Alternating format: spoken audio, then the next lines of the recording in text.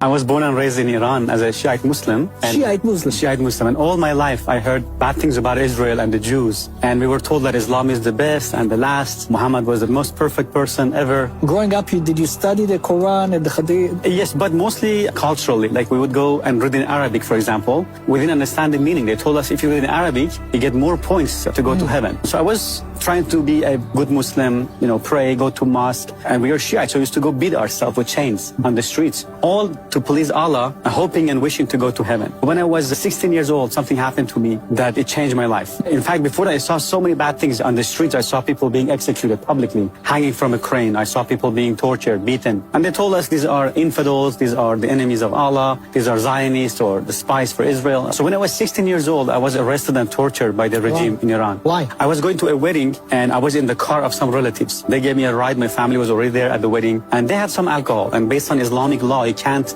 even have or possess or make or buy or sell or drink alcohol. And they had some, and my only crime was I was in the car. And there's the Islamic checkpoint. They pulled the car over and they began to smell the alcohol. They asked us to come out. They put us in a bus. And the bus got filled so fast because they arrested so many people for different reasons. And they took us to a confinement, to a jail, and then they took all our clothes off, bare naked. And they started pouring cold water on us and whipping us with this big, thick electric cable. Then they took us threw us into a room, a small room, and we were choking, no food. And all that because you were sitting in a car? Sitting in the car. That somebody had alcohol in it. Exactly. And I was 16. I didn't drink alcohol. I didn't do anything wrong. And I saw the cruelty of these people. I began to say, what kind of religion is this? What kind of justice is this? And my mother said, no, Islam is good. These people make it look bad. I said, okay. Then I began to do my own research. I began to read the Quran, the Hadith, and I saw, wow, so much evil in the Quran. Muhammad killed people. I saw Muhammad beheaded people, cut people's hand off. It says not to be friends with Jews and Christians, Surah 551. In Surah 929, Muhammad said, kill those who don't believe in Allah, His messenger, and in the religion of truth, which is supposedly Islam. Kill them unless they pay jizya, blood money. In Surah 928, he cursed the Jews and Christians. In Surah Muhammad, verse 4, it says, behead the infidels wherever you find them. So when I saw these things, I saw, wow, this could not be from God. So I lost my faith in Islam completely. So when I was 19 years old, for first time, I heard about Jesus, that Jesus is the Lord, and He died for me, and He rose from the dead. And I said, no, that's too good to be true.